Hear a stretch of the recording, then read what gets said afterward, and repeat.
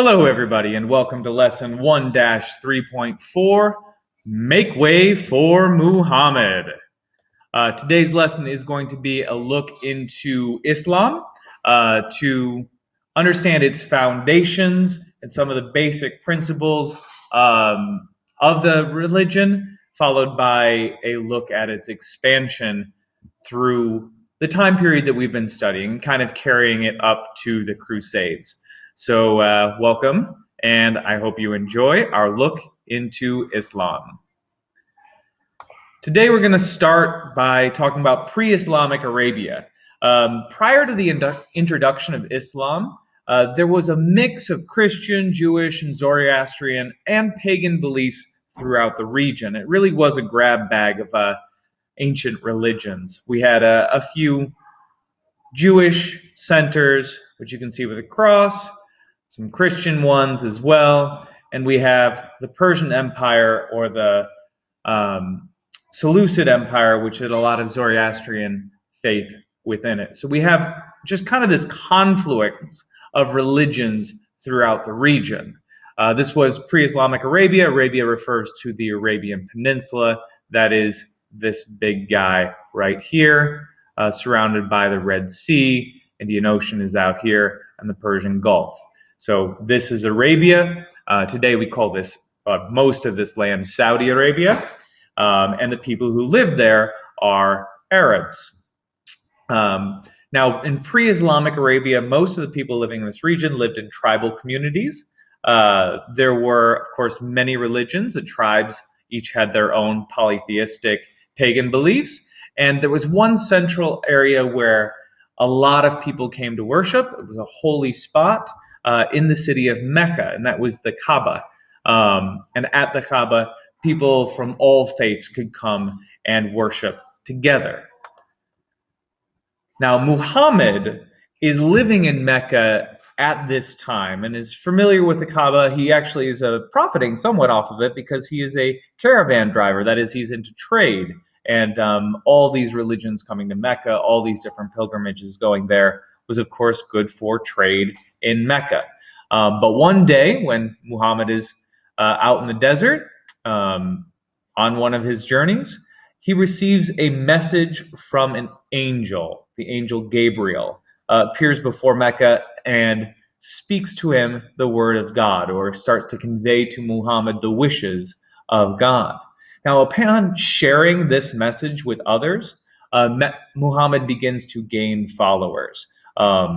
And people are encouraged and inspired by the word of God. They believe this story of Muhammad. Muhammad himself didn't believe it at first, but he is convinced to pursue this as true and spreads that message and gains a following.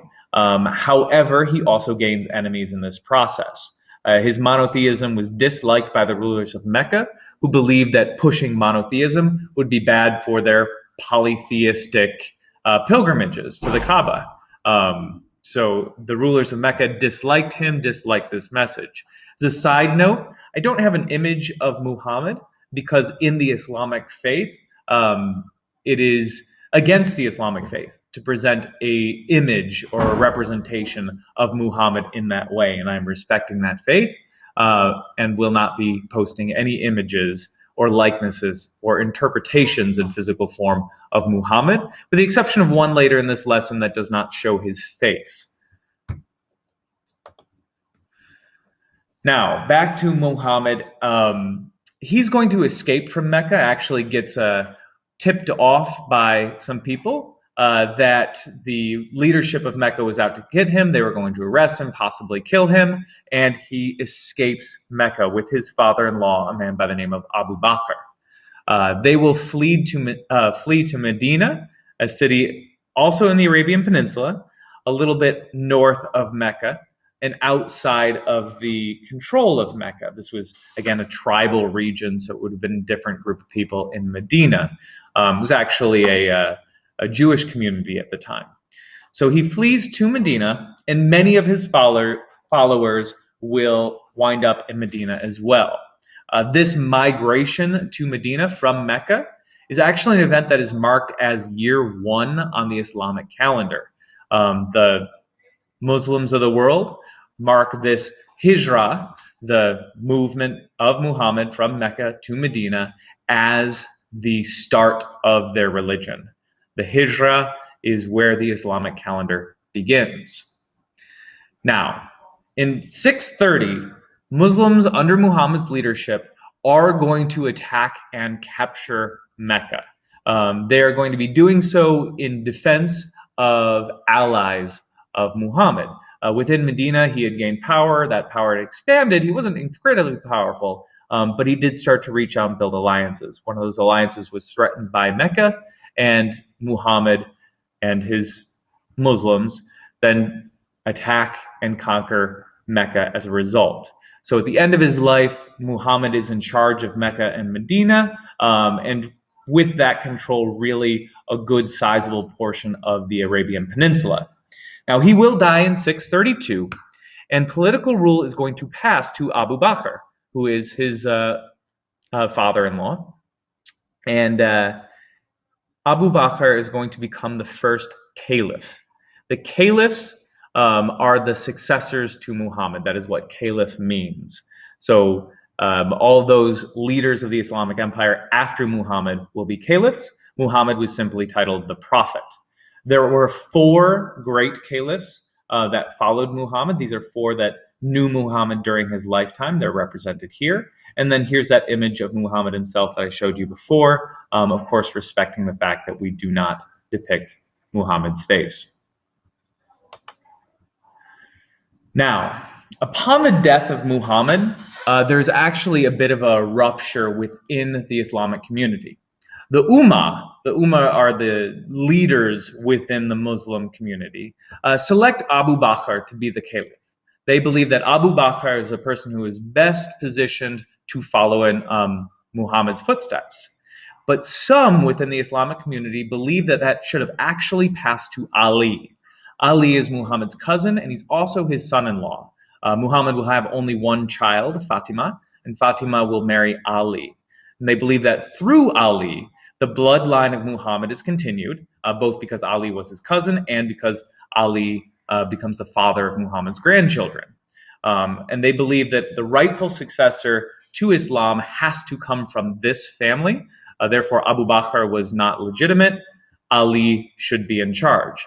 Today, Shia Muslims believe that only Ali and his descendants should be considered the rightful leaders of Islam, and they trace their religion back to their teachings.